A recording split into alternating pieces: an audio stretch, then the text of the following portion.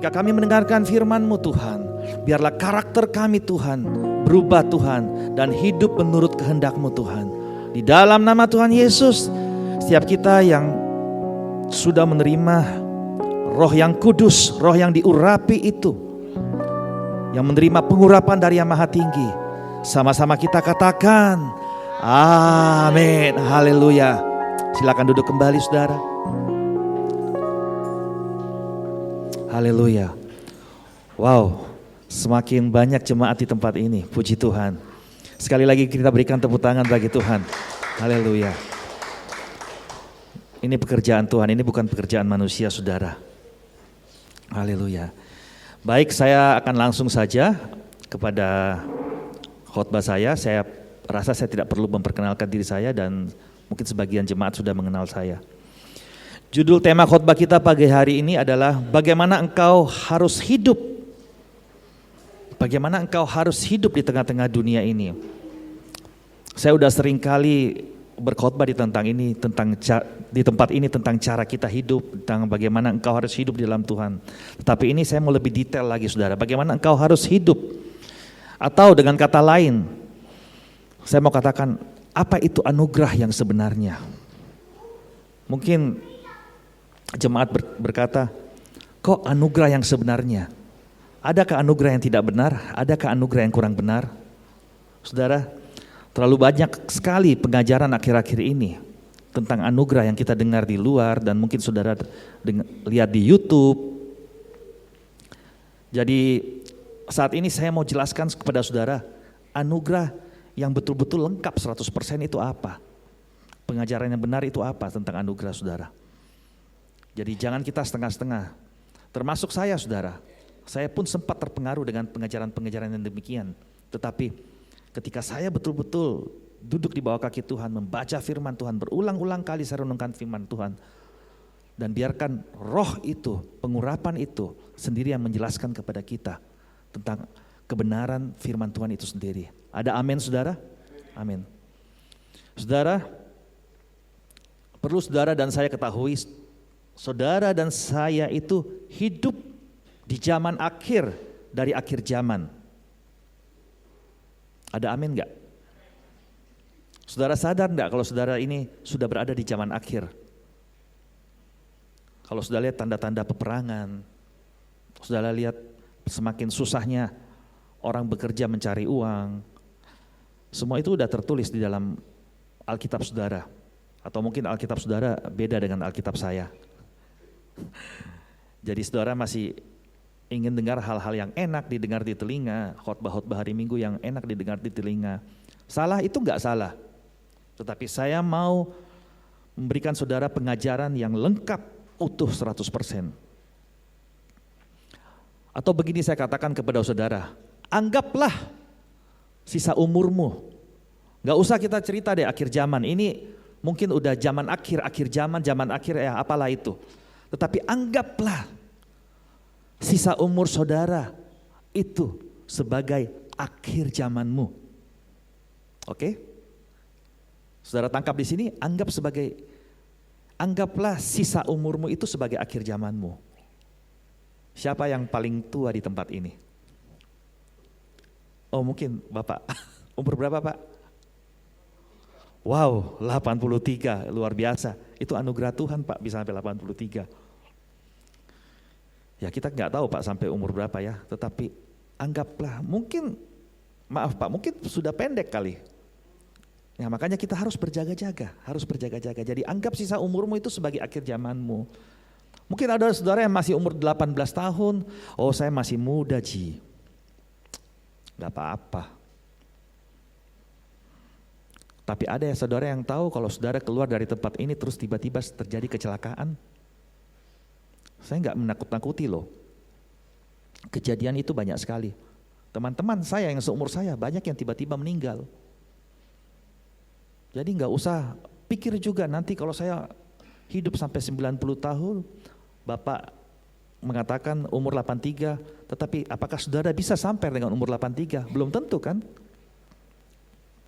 Firman Tuhan berkata, berjaga-jagalah senantiasa. Jadi saya mau kasih tahu, tiap hari itu adalah akhir zamanmu. Jadi hidupmu harus berjaga-jaga. Saudara, saya tidak ingin berbicara tentang mujizat pagi hari ini. Saya tidak ingin berbicara tentang keuangan. Saya tidak ingin berbicara tentang kesembuhan jasmani pagi hari ini. Sebab itu hanyalah apa yang saudara dan saya butuhkan di dunia ini. Betul nggak saudara? Coba saudara pikirkan. Orang yang lumpuh berjalan, orang yang buta melihat. Ini agak keras ya. Orang yang miskin jadi kaya. Sakit disembuhkan. Mujizat. Terlalu banyak kita dengar khotbah mujizat, tetapi ujung-ujungnya semua bersifat jasmani. Iya enggak saudara? Dan semua itu yang saudara butuhkan untuk di dunia ini.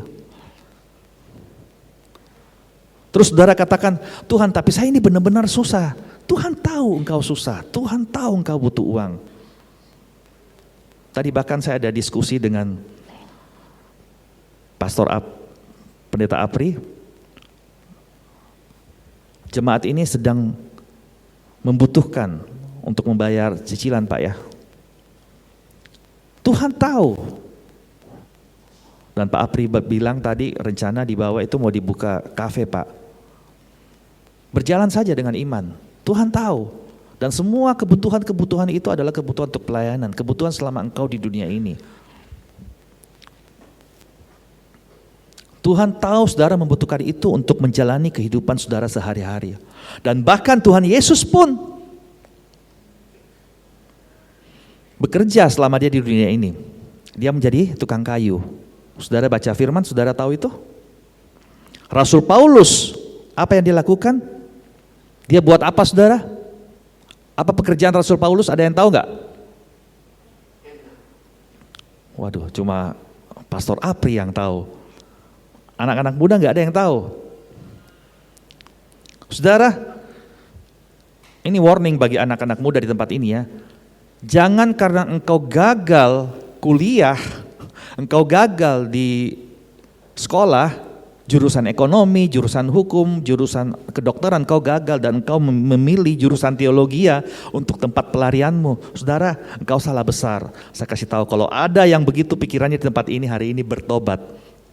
Bertobat memang kok. Rasul Paulus itu tukang tenda saudara. Dia bekerja siang dan malam untuk memenuhi kebutuhannya. Jadi jangan saudara pikir, engkau jadi hamba Tuhan, oh tenang aja kita jadi hamba Tuhan, nanti kita minta di jemaat-jemaat, nanti orang kasih kok. Saudara, ubah pola pikirmu, jangan seperti begitu. Saya ingin kita buka firman Tuhan di dalam 2 Tesalonika 3 ayat 7 dan 8. Sebab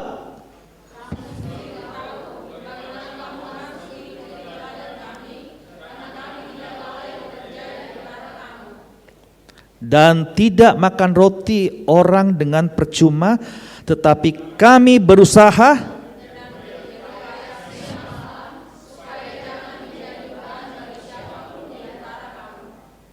coba ulang di ayat 8-nya, kami berusaha dan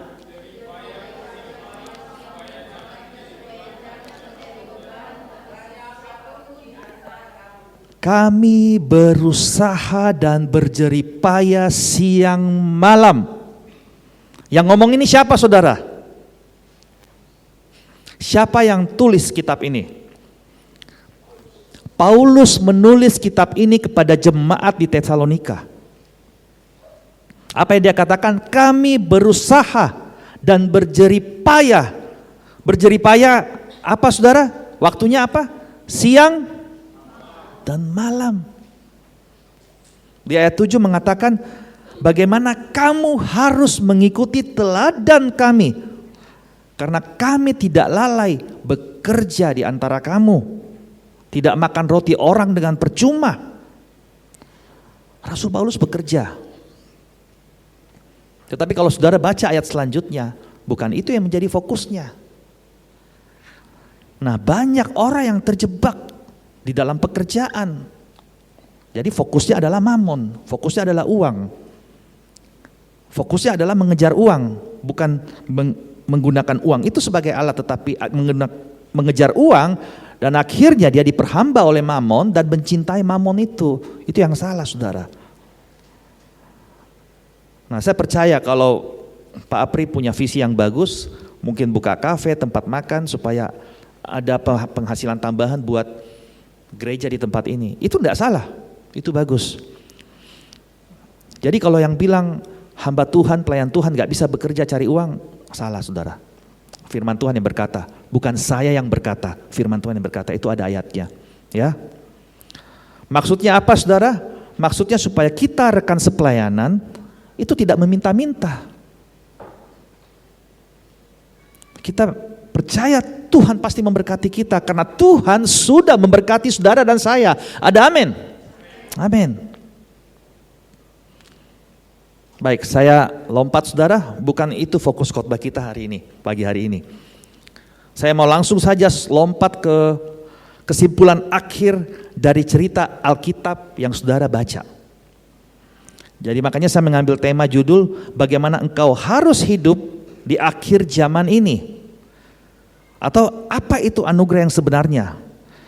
Karena pada akhirnya, bukan awalnya, pada akhirnya itu yang paling penting.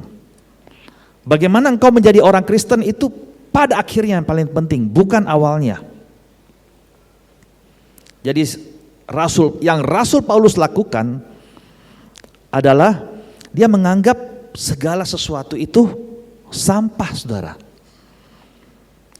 Nah, saudara ini bingung, tadi kita disuruh bekerja, sekarang menganggap itu sampah. Jadi Rasul Paulus menganggap bahwa segala sesuatu itu sampah. Rasul Paulus bekerja hanya untuk memenuhi kebutuhan hidupnya, tetapi dia tidak terikat dengan pekerjaan itu. Pekerjaan itu untuk mensupport pelayanan, untuk mensupport hidupnya. Saudara mengerti sampai di sini? Amin. Kita buka firman di dalam Filipi 3 ayat 8 sampai 14. Slide selanjutnya. Filipi 3, slide berikutnya, ya. Ayat 8 sampai 14. Kita baca bersama-sama. 1, 2, 3. Malahan segala sesuatu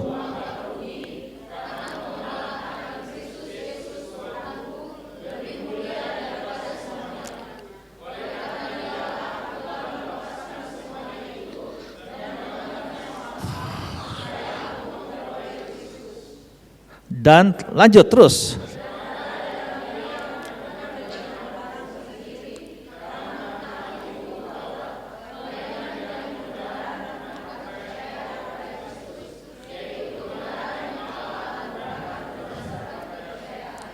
Yang ku kehendaki ialah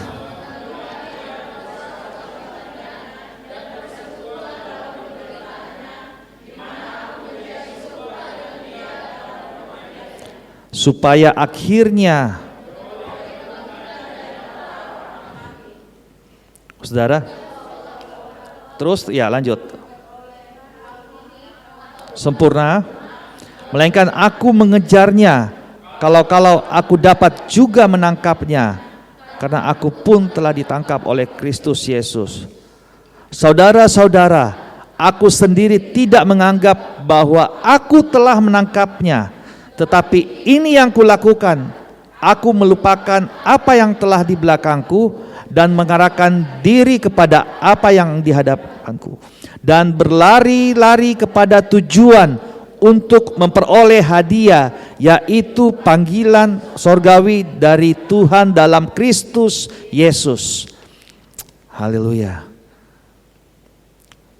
Saya tekankan di dalam ayat ke-10, yang ku kehendaki ialah mengenal Dia dan kuasa kebangkitannya dan persekutuan dalam penderitaannya, di mana aku menjadi serupa dengan Dia dalam kematiannya. Saudara, inilah anugerah.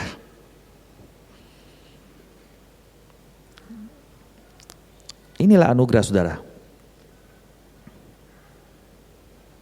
Dikatakan bahwa aku sendiri tidak menganggap di ayat 13 bahwa aku telah menangkapnya, tetapi ini yang kulakukan, aku melupakan apa yang telah di belakangku dan mengarahkan diri kepada apa yang di hadapanku.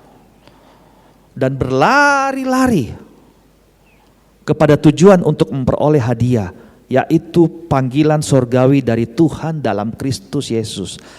Rasul Paulus mengatakan, aku sendiri tidak menganggap bahwa aku telah menangkapnya. Dan di dalam ayat 14, dia berlari-lari kepada tujuan untuk memperoleh hadiah. Seorang pelari bisa nggak dia jatuh, saudara? Bisa jatuh kan? Tetapi apa yang dia lakukan? Dia bangkit lagi enggak? Dan dia berusaha untuk lari lagi.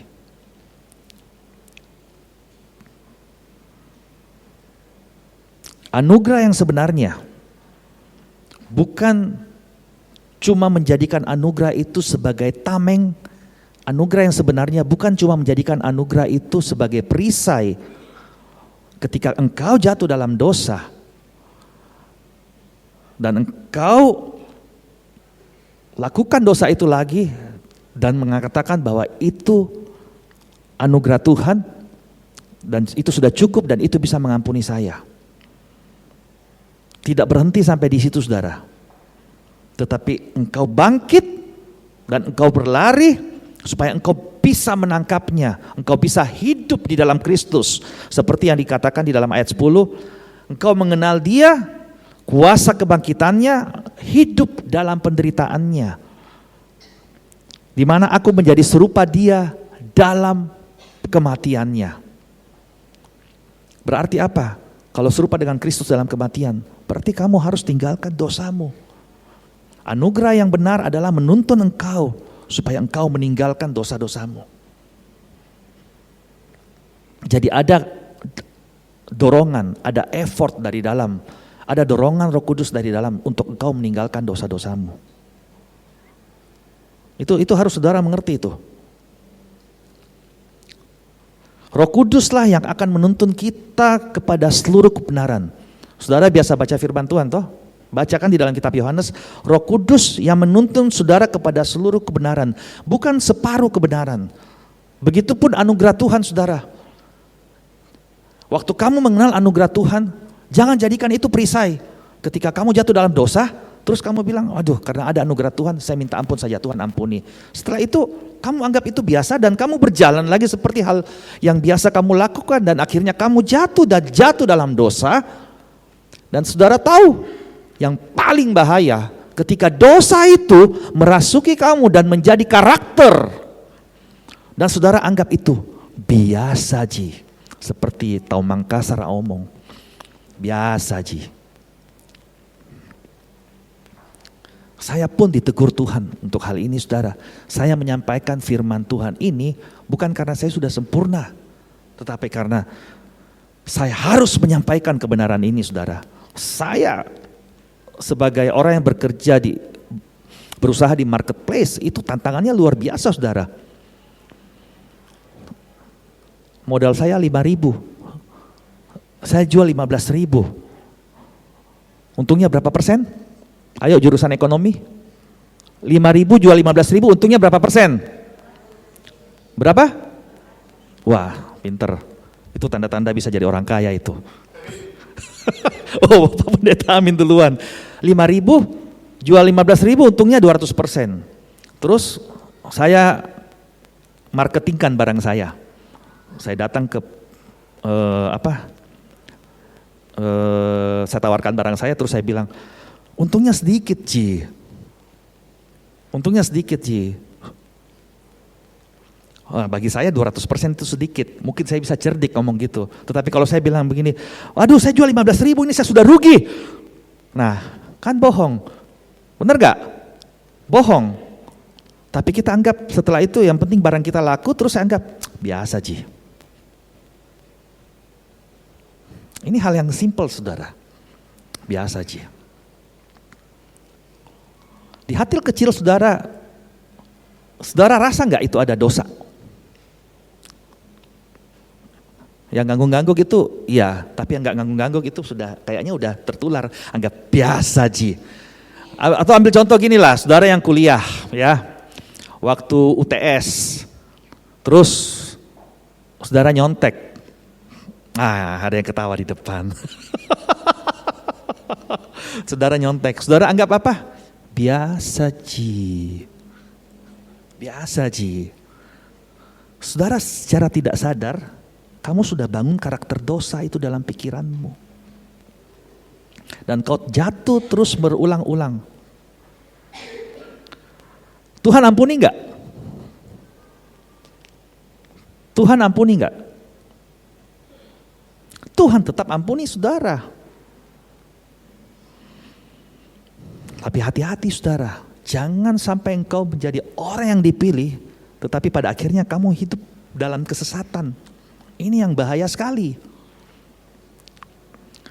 Kamu gak sadar, dosa itu sudah jadi karakter dan dianggap satu kebiasaan. Sudah lahir baru, sudah dalam Tuhan, tapi tidak tinggal di dalam Tuhan dan tidak hidup menurut firman Tuhan. Ini yang bahayanya luar biasa. Itu yang bahayanya luar biasa. Saudara mengerti sampai di sini? Jadi anugerah jangan anggap remeh. Anugerah itu gratis, tapi tidak murahan. Saya kasih tahu kepada anak-anak muda di sini. Jagalah hidupmu, jagalah kesucianmu. Hidup di dalam kebenaran. Saya tahu apalagi kalian darah muda ya. Darah muda, anak-anak muda, sebagian besar sini anak-anak muda. Itu semangatnya tinggi sekali. Dan dosa yang paling sering mengintip di anak-anak muda sekarang ini adalah pergaulan bebas, dosa seksual. Itu bahaya sekali. Kalau engkau sudah jatuh hari ini, keluar dari ikatan itu. Saya kasih tahu kepada saudara, jangan mau diikat. Jangan mau diikat oleh dosa seksual. Itu bahaya sekali saudara. Jadi saya katakan, Roh Kuduslah yang akan menuntun kita kepada seluruh kebenaran, bukan separuh kebenaran. Jadi saudara, kalau saudara baca firman, jangan setengah-setengah, harus baca lengkap. Kenapa saya suka baca firman Tuhan itu kayak Filipi 3 ayat 8 sampai 14. Saya enggak comot saja satu ayat begitu. Saya mau baca lengkap supaya saudara tahu semua kebenarannya, saudara tahu latar belakangnya. Jadi jangan cuma comot-comot. Kalau kita dalam Tuhan, kita menjadi lebih dari pemenang. Nah itu aja saudara ambil di dalam Roma itu, satu ayat aja. Tetapi saudara nggak tahu ayat selanjutnya. Ayat selanjutnya, Rasul Paulus katakan kami lebih dari pemenang. Tetapi di ayat selanjutnya dikatakan kami itu seperti domba yang mau disembelih, yang hidup di tengah-tengah dunia ini. Maksudnya apa? Saudara dan saya itu menjadi lebih dari pemenang kalau engkau bisa bertahan di dalam dunia ini, dari hawa nafsu dunia ini, dari keinginan dunia ini. Itu baru kamu dikatakan lebih dari pemenang. Mati menjadi serupa dengan dia. Ketika kamu mati, kamu hidup. Ayo katakan samping kiri kananmu, ketika engkau mati, engkau akan hidup. Weh bahayanya ini pendeta. Kamu mati maka kamu akan hidup. Bagaimana tanda-tandanya orang mati saudara? Bagaimana tanda-tandanya orang mati saudara? Pernah pergi ibadah orang mati enggak? Coba angkat tangannya. Ayo anak muda, jangan-jangan takut pergi ibadah orang mati. Ada anak muda yang saya kenal kalau pergi ibadah orang mati takut sekali. Takut setan. Ubah pikiranmu. Itu terlalu banyak nonton film setan di XX1 sekarang. Saya lihat sangin film setan semua yang main. Aduh ampun. Aduh. Coba kreatif sedikit. Kenapa ini bioskopnya kita film setan semua?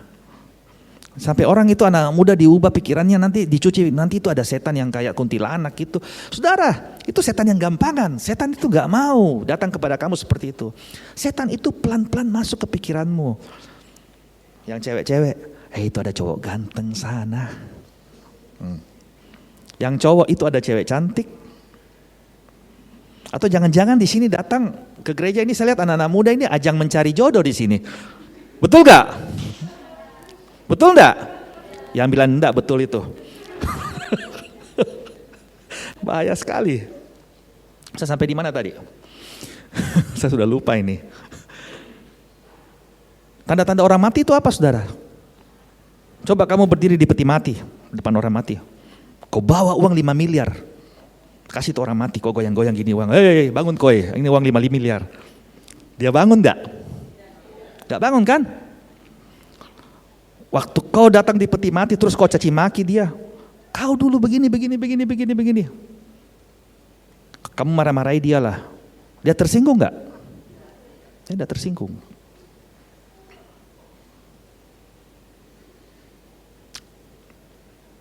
Kira-kira orang mati bisa enggak? Dia ingat, itu ada orang utang saya, kurang ajar, saya harus tagih dia. Kalau kamu sudah mati, kamu bisa, saya harus tagih, saya harus bunuh dia, saya harus pukul dia utang saya. Orang mati bisa enggak begitu? Tidak bisa. Makanya jangan kasih utang orang supaya kau tidak sakit hati.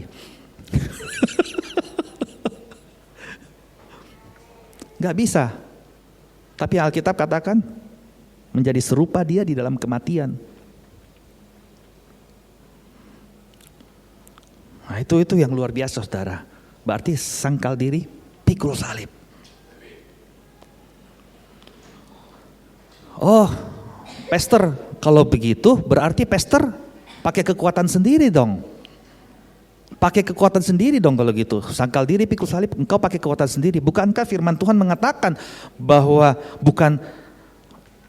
bukan saya yang memilih Tuhan, tetapi Tuhan yang memilih saya. Saudara, hati-hati. Jangan salah artikan firman Tuhan, saudara. Memang Tuhan yang memilih kamu, tetapi Roh Kudus yang ada di dalam diri kamu itu memberikan kamu pilihan. Kamu mau ikut dia atau kamu mau ikut dunia ini. Jadi butuh iman dan tindakan saudara untuk mengerjakan keselamatanmu. Itu yang paling penting. Jadilah mati, maka engkau akan hidup.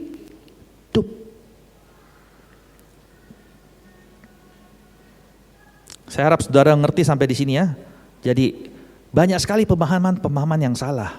Jadi hati-hati saudara. Slide selanjutnya. Efesus 5 ayat 15 sampai 17. Kita baca bersama-sama saudara.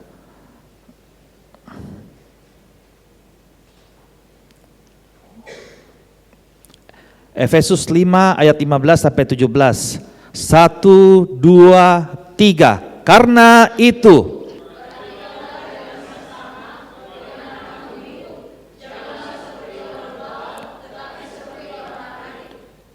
dan pergunakanlah sebab itu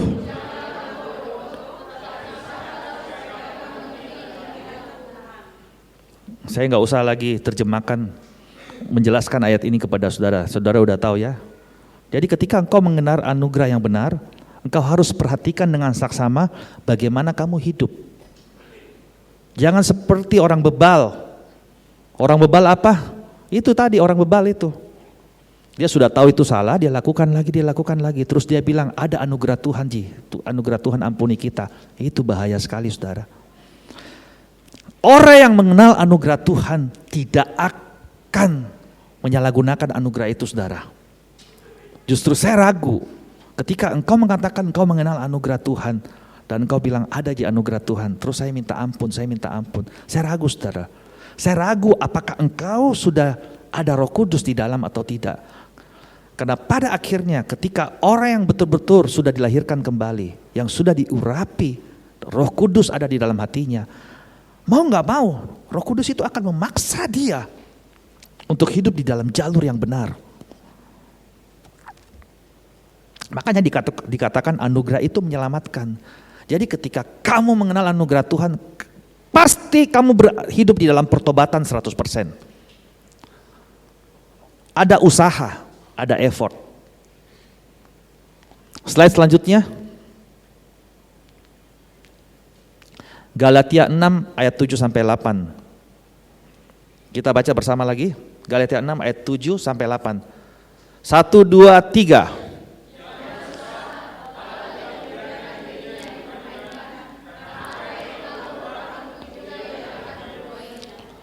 Sebab barang siapa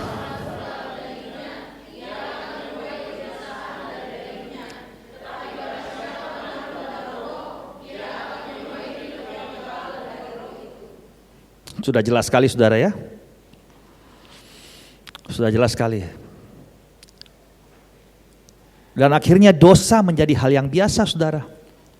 Bahkan menjadi karakter ketika itu sudah berakar di dalam saudara. Jadi kalau saudara lakukan dosa yang sama terus menerus, itu sudah menjadi karakter saudara. Dosa seksual yang saudara lakukan terus menerus, itu akan mengikat saudara dan engkau akan menjadi terbiasa dengan itu. Dan engkau akan katakan bahwa Tuhan ampuni saya, Tuhan ampuni saya. Tuhan ampuni kamu. Yang Tuhan mau ampuni kamu. Tapi yang Tuhan mau kamu keluar dari situ. Karena di dalam kamu itu ada roh yang hidup. Ada amin, saudara. Sadarlah dan berjaga-jagalah. Lawanmu si iblis itu sama seperti singa yang mengaum. Tidak dikatakan lawanmu si iblis itu kayak peparakang, tidak sama. Bukan Alkitab itu. Tidak dikatakan dia kayak kuntilanak. Enggak ada di Alkitab, enggak bilang gitu, saudara. Si iblis itu masuk ke dalam kamu lewat apa? Lewat keinginanmu. Jadi hati-hati sekali dengan keinginanmu. Dari keinginan semua manusia jatuh. Sudah punya ini mau itu lagi. Bagaimana gak jatuh? Akhirnya dihalalkan segala cara untuk cari uang. Saya ada kesaksian, saudara, baru minggu lalu. Saya nggak usah cerita terlalu panjang kesaksiannya itu apa, tetapi datang seseorang menelpon ke saya. Terus saya lihat peluang di sini. Orang itu menelpon. Terus dari 100 juta ini, dalam sekejap mata saya bisa sulap jadi 500 juta. Tetap ketika orang itu menelpon, saya tergiur. Tetapi karena tiap hari saya hidup dalam perenungan firman Tuhan dan saya minta Tuhan tuntun saya, jaga saya. Seperti yang Rasul Paulus katakan, saya berusaha berlari-lari untuk mencapai panggilan surgawi. Jadi ada usahanya Rasul Paulus juga. Saya tidak mengatakan saya sudah menangkapnya, tetapi saya berusaha untuk menangkapnya. Jadi tiap hari, saudara, bahkan saya pun sendiri, saya harus hidup dalam pertobatan. Saya harus jaga kekudusan, saya takut sekali. Nah, di dalam marketplace ini luar biasa. Orang ini menelpon, ada gini nih 100 juta, tetapi kamu pakai cara gini supaya kamu bisa untung 500 juta. Hanya dengan modal 100 juta, langsung bisa jadi 500 juta itu uang. Bisa untung 400 juta dalam sekejap mata. Saudara tahu ketika itu datang, yang terpikir di dalam pikiran saya masih punya kebutuhan banyak. Mungkin saudara bilang, wah pastor kan sudah ada, sudah banyak. Saudara, saya juga masih punya kebutuhan. Dan saya tahu kita semua di tempat ini punya kebutuhan. Ada amin. Ya, saya aminkan. Karena saya tahu kita punya kebutuhan. Tetapi ketika itu datang, saya berpikir dan saya ambil keputusan. Enggak, saya tolak. Kamu langsung aja. Saya bilang kamu langsung aja. Saya gak mau ambil ini bisnis, kamu langsung aja, cari aja yang lain gitu. Saya tolak, saudara, padahal saya tahu caranya. Dan saya bisa dapat uang keutuhan 400 juta dalam sekejap mata. Tapi saya tolak. Begitu saya tolak, langsung ada perasaan saya katakan gini, pikiran, mungkin itu suara setan, bodohmu, kau tolak itu. Tapi ya begitulah, saudara. Ketika kamu mengikuti cara Tuhan, mungkin kamu gak akan jadi orang terkenal. Mungkin kamu gak akan jadi orang terkenal. Karena apa yang kamu ikuti itu bertentangan dengan prinsip kerajaan surga. Karena kita hidup di dunia ini.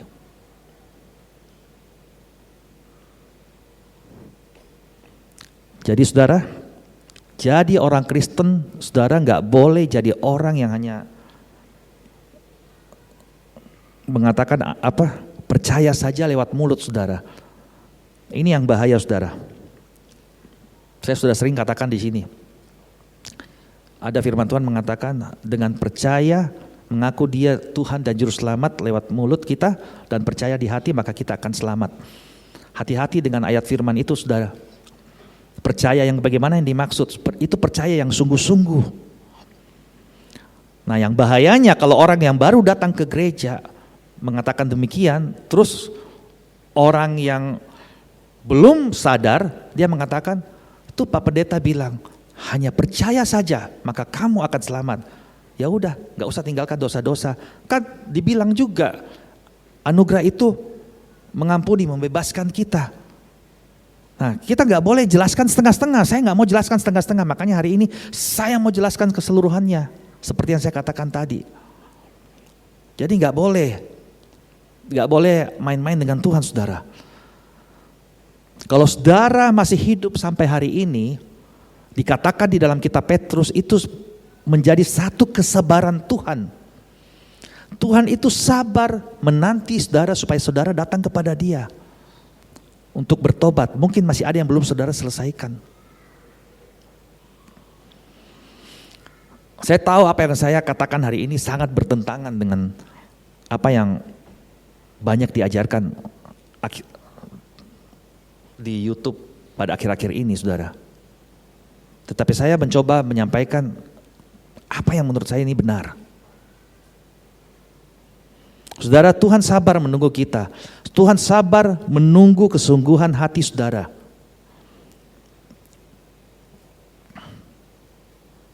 Itu yang paling penting, saudara.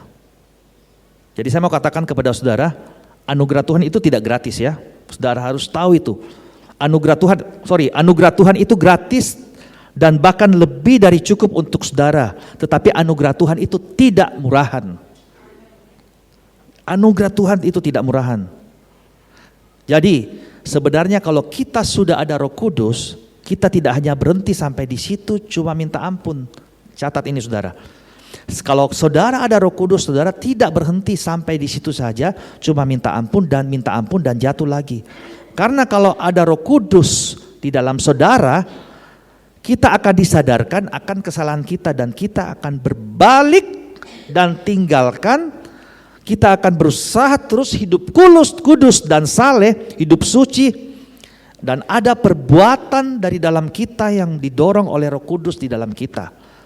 Ada usaha kita lewat Roh Kudus di dalam kita. Sebelum saudara pulang ke Bapa di surga, saudara harus menang. Saudara harus menjadi lebih dari pemenang. Melalui kekuatan Roh Kudus yang dilimpahkan kepada saudara. Ya, satu ayat terakhir saudara. Di dalam 1 Yohanes 2 ayat 1 sampai 6 kita baca ini bersama. Yang saya katakan, nah ini definisi anugerah. Mari kita baca bersama-sama. 1, 2, 3.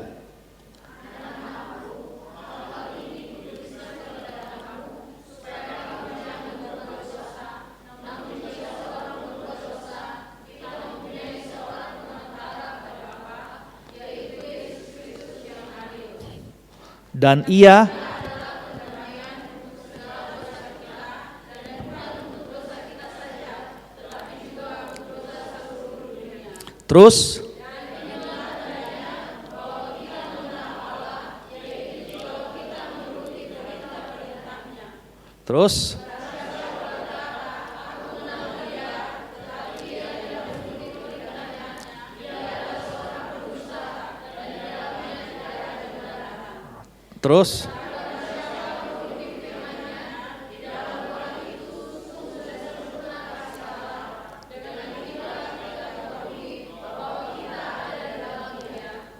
terus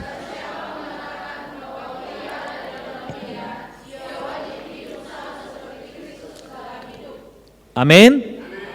Amin. Haleluya. Jadi kalau baca firman jangan cuma baca 1 Yohanes 2 ayat 1 dan 2 saudara. Jangan cuma baca itu. Kalau saudara cuma baca 1 Yohanes 2 ayat 1 dan 2 itu yang enak-enaknya aja. Tuhan adalah pendamaian dosa. Dan bukan untuk dosa kita saja tetapi untuk dosa seluruh dunia. Sudah itu kita nggak mau berbicara tentang ketaatan. Nah kalau lanjut lagi dikatakan inilah tandanya Kita mengenal Tuhan kalau kita menuruti apa? Perintahnya.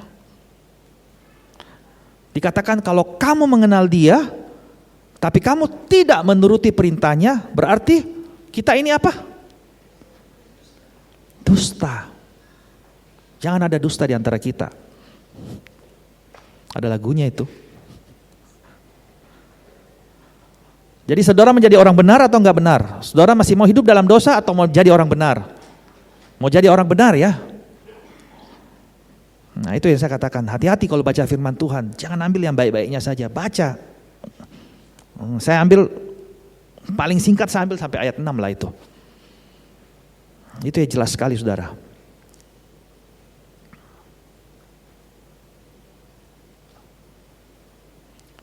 Selanjutnya, slide selanjutnya.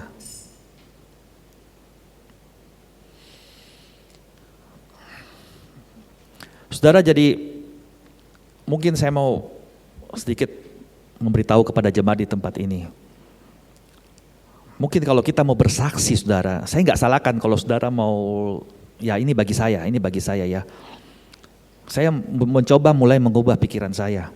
Kalau saya mau bersaksi lain kali, yang lebih cocok mungkin kesaksian saya bukan mengenai tentang puji Tuhan saya dapat rumah baru, puji Tuhan saya dapat mobil baru, puji Tuhan, oke, saya sudah sembuh. Itu nggak salah. Tetapi kesaksian yang paling cocok sebenarnya, bagaimana supaya kamu bisa hidup kudus di hadapan Tuhan. Puji Tuhan, karakter saya yang suka marah-marah saya bisa tinggalkan. Atau lebih ekstrim lagi, puji Tuhan, gak usah malu kalau saya dulu nakal suka melakukan seks bebas, tetapi sekarang saya bisa berubah dan saya bisa tinggalkan itu semua. Kesaksian yang sebenarnya adalah ketika kamu bisa meninggalkan dosamu dan hidup di dalam kebenaran. Itu yang namanya kesaksian. Amin. Karena semua tentang Tuhan, semua kembali kepada Tuhan. Karena kalau kamu baca di dalam kitab-kitab terakhir, di situ dikatakan basuhlah jubahmu supaya kamu bisa berkenan di hadapan Tuhan. Sebab saya dan saudara, kita ini sedang mempersiapkan diri untuk masuk ke dalam kerajaan yang kekal. Jadi hati-hati dengan pengajaran. Ada anugerah Tuhan, kita berbalik minta ampun dan lakukan lagi. Harus baca terus ayat 1 sampai 6.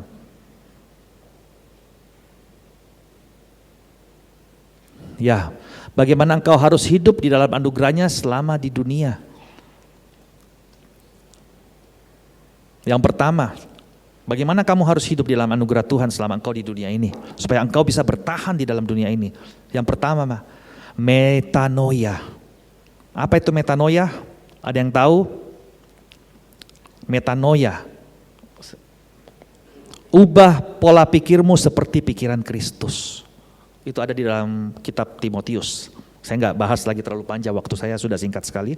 Metanoia, ubah pola pikirmu seperti pikiran Kristus. Jadi hati-hati kalau dengar pengajaran saudara, dengar pengajaran yang benar. Baca firman Tuhan. Jangan terima pengajaran asal terima semua, tetapi uji setiap pengajaran. Rasul Paulus menganggap semua sampah. Kembali seperti yang saya katakan tadi kepada ayat Filipi tadi.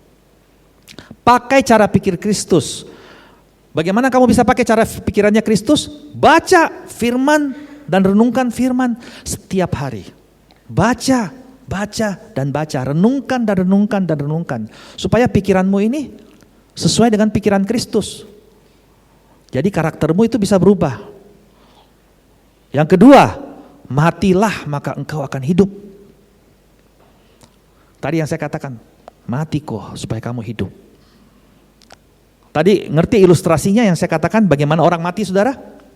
Ngerti? Orang mati, biar kamu kasih uang 5 miliar, dia tidak bangun. Saya harus mati terhadap hal-hal yang salah meskipun itu keuntungan menggiurkan di depan mata saya. Saya harus mati. Dan saya mengejar panggilan Kristus, ini yang penting saudara. Orang bilang, waduh kalau kamu cara begini susah kamu di dunia. Ya memang susah. Ikut Tuhan itu gak gampang. Pikul salib, saudara. Yang ketiga ini saudara bingung mungkin, saya pakai kata dwellet, bahasa Inggris itu. Yang ketiga itu terkait dengan Mazmur 91. Bagaimana supaya kamu bisa tadi hidup dalam anugerah Tuhan. Tiga itu, ini catatan harian saya ya. Saya pakai kata dwellet, jadi ini catatan harian saya copy paste langsung masuk, saya kirim kepada multimedia aja gitu. Dwellet. Dwellet itu artinya alamat. Kalau saudara Google itu alamat rumah. Di dalam kitab King James Version di dalam Mazmur 91 mengatakan, coba kita baca sebentar Mazmur 91 ayat 1. Di situ dikatakan alamat barumu adalah hadirat Tuhan ketika kamu ciptaan baru. Saudara hidup di bumi ini, saudara punya rumah kan? Kayak saya, rumah saya di perumahan Sumarekon, dekat, jadi saya kesini itu dekat sekali saudara. Rumah saya di bumi itu di Sumarekon. Nah, rumah saya di surga, itu kerajaan kekal nanti, Tuhan sudah sediakan rumahnya. Nah, Mazmur 91 mengatakan demikian. Orang yang duduk dalam lindungan yang maha tinggi dan bermalam dalam naungan yang maha kuasa. Kalau saudara baca di dalam King James, itu bukan pakai kata duduk. Dwellet, orang yang dwellet. Dwellet, kalau bahasa aslinya itu dikatakan orang yang he that dwellet. Itu artinya orang yang alamat rumahnya. Apa saudara? Orang yang alamat rumahnya adalah hadirat Tuhan. Kalau sudah dikatakan dwellet, berarti alamatnya hadirat Tuhan. Kamu punya alamat saya di Sumarekon. Alamat rumah saya yang kedua itu adalah hadirat Tuhan. Jadi kalau dikatakan alamat, berarti kamu selalu pulang ke rumahmu. Jadi lebih tepatnya bukan duduk. Jadi orang yang selalu masuk, pulang ke rumahnya, pulang ke hadirat Tuhan. Orang yang selalu pulang ke hadirat Tuhan. Jadi alamat barumu ketika kamu adalah ciptaan baru, itu adalah hadirat Tuhan. Amin. Jadi bagaimana kamu bisa menjadi seperti karakter Kristus? Selalu pulang ke alamatmu.